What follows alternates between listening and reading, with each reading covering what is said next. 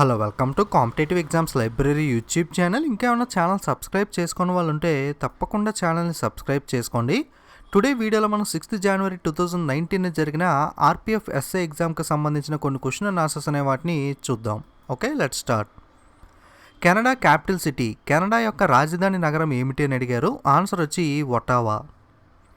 Next, Hornbill festival is celebrated in which place. Hornbill పండగ అనేది ఏ ప్రదేశంలో జరుపుకుంటారో అని అడిగారు. ఆన్సర్ వచ్చి నాగాల్యాండ్. ఈ క్వశ్చన్ అనేది ఆల్రెడీ నిన్న కూడా అడిగారు, రిపీట్ అయింది ఈరోజు ఈ క్వశ్చన్ అనేది. ఓకే, సో హార్న్బిల్ ఫెస్టివల్ వచ్చి నాగాల్యాండ్.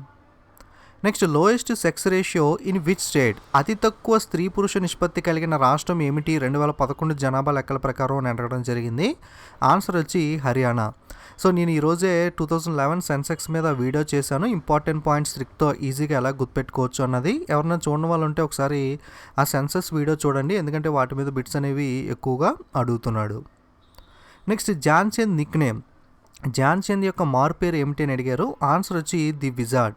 సో నిన్న కూడా హర్భజన్ సింగ్ యొక్క మారు పేరు ఏమిటి నిక్ నేమ్ అడిగారు. సో బజ్జీ అండ్ టర్బోనేటర్ వచ్చి మనకి హర్భజన్ సింగ్ యొక్క నేమ్స్ కదా. సో ఇంపార్టెంట్ స్పోర్ట్స్ పర్సన్స్ ఎవరైతే ఉంటారో వాళ్ళ యొక్క నిక్ నేమ్స్ మీద క్వశ్చన్స్ వస్తున్నాయి. సో ఈ టాపిక్ అనేది కూడా ఒకసారి చూసుకోండి. Next, 29th state in India, 29వ రాష్ట్రం ఏమిటి భారతదేశంలో అని అడిగారు. ఆన్సర్ వచ్చి తెలంగాణ. పంజాబ్ క్యాపిటల్, పంజాబ్ రాజధాని నగరం ఏమిటి అని అడిగారు. ఆన్సర్ వచ్చి చండీగఢ్. ఓకే, పంజాబ్ మరియు హర్యానా రెండింటికి కూడా క్యాపిటల్ సిటీ కామన్గా ఏమిటి అంటే మనకి చండీగఢ్. నేను ఆల్రెడీ 29 రాష్ట్రాలు మరియు 7 కేంద్రపాలిత ప్రాంతాల యొక్క రాష్ట్రాలు, రాజధానులు, అలాగే ముఖ్యమంత్రులు, గవర్నర్స్ మీద వీడియో చేశాను. ఎవరైనా చూడని వాళ్ళు ఉంటే కావాలనుకుంటే ఒకసారి వీడియో అనేది చూడండి. సో ఇంపార్టెంట్ టాపిక్ అది. నెక్స్ట్, ఈఎస్ఐసి యొక్క ఫుల్ ఫామ్, ఈఎస్ఐసి యొక్క పూర్తి రూపం ఏమిటి అని అడిగారు. ఆన్సర్ వచ్చి ఎంప్లాయ్ స్టేట్ ఇన్సూరెన్స్ కార్పొరేషన్. నిన్న మనకి ఈపీఎఫ్ ఎంప్లాయ్ ప్రావిడెంట్ ఫండ్ యొక్క అబ్రివేషన్ అడిగారు. సో ఈరోజు ESIC employee state insurance corporation యొక్క ఫుల్ ఫామ్ అడగడం జరిగింది. Next, chief election commissioner tenure. Okay, ముఖ్య ఎన్నికల కమిషనర్ యొక్క పదవీ కాలం ఎంత అని అడిగారు. ఆన్సర్ వచ్చి మనం ఆప్షన్స్ని బట్టి పెట్టాలి. 6 సంవత్సరాలు లేదా hold office till the age of 65 years. అంటే మనకి 6 సంవత్సరాల్లో రిటైర్ అవ్వచ్చు, లేదా 65 సంవత్సరాలు రిటైర్మెంట్ ఏజ్ వచ్చేదాకా కూడా కావాలనుకుంటే కనుక కొనసాగచ్చు. సో ఆప్షన్స్ని బట్టి మనం ఆన్సర్ అనేది చెయ్యాలి. సో రీసెంట్గా మనకి chief election commissioner Om Prakash Rawat ప్లేస్లో కొత్తగా సునీల్ అరోరా కూడా అపాయింట్ అవ్వడం జరిగింది. సో కొత్త ఎన్నికల కమిషనర్ ఎవరు అంటే మనకి ప్రధాన ఎన్నికల కమిషనర్ సునీల్ అరోరా. అలాగే పదవీ కాలం 6 సంవత్సరాలు లేదా till the age of 65 years. Next, president tenure, రాష్ట్రపతి యొక్క పదవీ కాలం ఎంత అని అడిగారు. ఆన్సర్ వచ్చి 5 years, 5 సంవత్సరాలు. Next, who is called as the Loknayak, ఎవరిని మనం లోకనాయక్ అని పిలుస్తారో అని అడిగారు. ఆన్సర్ వచ్చి Jayaprakash Narayan. Next, give me your blood, I will give you freedom. ఈ స్లోగన్ ఎవరిచ్చారో అని అడిగారు. ఓకే, మీ రక్తాన్ని నాకు ఇవ్వండి, నేను మీకు స్వతంత్రాన్ని ఇస్తాను. ఈ స్లోగన్ ఎవరిచ్చారంటే మనకి సుభాష్ చంద్రబోస్ ఇవ్వడం జరిగింది. సో ఇంపార్టెంట్ స్లోగన్స్ అనేవి ఫ్రీడమ్ ఫైటర్స్ ఇచ్చినవి, వాటి మీద కూడా క్వశ్చన్స్ వస్తున్నాయి. ఈ టాపిక్ కూడా ఒకసారి చూసుకోండి. లోక్సభ స్పీకర్ ఎలక్టెడ్ బై, లోక్సభ స్పీకర్ని ఎవరు ఎన్నిక చేస్తారో అని అడిగారు. ఆన్సర్ వచ్చి లోక్సభ సభ్యులు. ఓకే, లోక్సభ మెంబర్స్ ఎవరైతే ఉంటారో ఎలక్షన్ పెట్టి దాని ద్వారా లోక్సభ స్పీకర్ని ఎన్నిక చేయడం జరుగుతుంది. Next, planning commission in India is replaced by, భారతదేశంలో ఉన్న ప్రణాళికా సంఘాన్ని ఏ విధంగా భర్తీ చేశారో అని అడిగారు. ఆన్సర్ వచ్చి నీతి ఆయోగ్. ఆల్రెడీ నేను నీతి ఆయోగ్ గురించి చెప్పినప్పుడు చాలాసార్లు చెప్పాను. ప్లానింగ్ కమిషన్ ఇండియాలో 2015లో రీప్లేస్ చేసి నీతి ఆయోగ్గా తీసుకురావడం జరిగింది అని. అలాగే నీతి ఆయోగ్ యొక్క ఫుల్ ఫామ్ వచ్చి national institution for transforming India.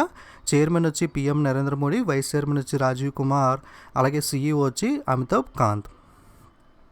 Helium atomic number, helium యొక్క అటామిక్ నెంబర్ ఎంత అని అడిగారు. ఆన్సర్ వచ్చి 2. నెక్స్ట్, మలేషియా కరెన్సీ, మలేషియా దేశం యొక్క కరెన్సీ ఏమిటి అని అడిగారు. ఆన్సర్ వచ్చి ringgit. Next, plaster of Paris, POP scientific name. Plaster of ప్యారిస్ని పిఓపి అంటారు. ఈ ప్లాస్టర్ ఆఫ్ ప్యారిస్ యొక్క శాస్త్రీయ నామం ఏమిటి అని అడిగారు. So calcium sulphate hemi hydrate అని పిలుస్తారు ప్లాస్టర్ ఆఫ్ ప్యారిస్ని. అలాగే దీని యొక్క ఫార్ములా వచ్చి CaSO4H2O. Okay. Next, Ukai dam is in which state, Ukai dam అనేది ఎక్కడ ఉంటుంది అని అడిగారు. సో ఉకాయి డ్యామ్ అనేది మనకి గుజరాత్ రాష్ట్రంలో ఉంటుంది. Already important dams tricks video చేశాను, అందులో ఈ ఉకాయి డ్యామ్ గురించి కూడా నేను చెప్పడం జరిగింది. సో ఇంపార్టెంట్ డ్యామ్స్ వీడియో మీకు స్టాటిక్ జీకే వీడియోస్లో లభిస్తుంది. ఎవరైనా చూడాలనుకుంటే ఒకసారి చూడండి. Sunil Chhetri related to which sports, Sunil Chhetri ఏ క్రీడకు సంబంధించిన క్రీడాకారుడు అని అడిగారు. ఆన్సర్ వచ్చి ఫుట్బాల్.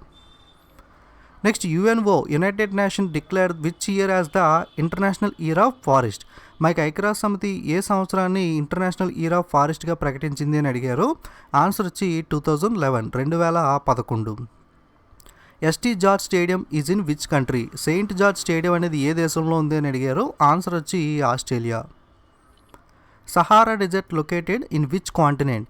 సహారా ఎడారి అనేది ఏ ఖండంలో ఉంది అని అడిగారు. ఆన్సర్ వచ్చి ఆఫ్రికా ఖండంలో ఉంటుంది. Sundarban national park is located at. Sundarban జాతీయ ఉద్యానవనం జాతీయ పార్క్ అనేది ఎక్కడ ఉంటుంది అని అడిగారు. సో సుందర్బన్ జాతీయ పార్క్ అనేది మనకి వెస్ట్ బెంగాల్ పశ్చిమ బెంగాల్లో ఉంటుంది.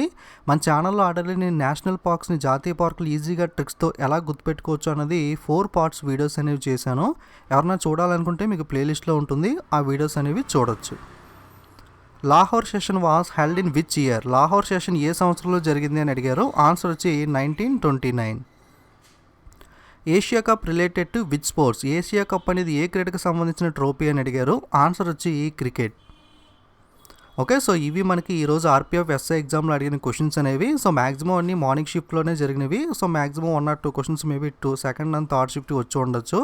సో ఈరోజు నేను వీడియోలు చేసిన ప్రతి క్వశ్చన్ కూడా మన సబ్స్క్రైబర్స్ కామెంట్ చేసిందే. సో కామెంట్ చేసిన ప్రతి ఒక్కరికి కూడా thanks to one and all. ఇదే విధంగా మీరు ఎగ్జామ్ రాసిన తర్వాత క్వశ్చన్స్ కామెంట్ చేస్తూ ఉంటే నేను వీడియో చేయడానికి యూస్ఫుల్గా ఉంటుంది. సో నెక్స్ట్ షిఫ్ట్ ఉన్న వాళ్ళకి ఆ వీడియో అనేది యూజ్ అవుతుంది. Okay, so second shift third shift వాళ్ళు కూడా పక్కన షిఫ్ట్ మెన్షన్ చేస్తా క్వశ్చన్స్ అనేవి కామెంట్ చేయండి. సో ఆ వీడియోస్ కూడా చేస్తాను. ఓకే, వీడియోస్ అనేవి నచ్చితే తప్పకుండా లైక్ కామెంట్ షేర్ చేయండి. ఇంకేమన్నా ఛానల్ సబ్స్క్రైబ్ చేసుకోకపోతే తప్పకుండా ఛానల్ని సబ్స్క్రైబ్ చేసుకోండి. Okay, don't forget to subscribe and share. Thank you.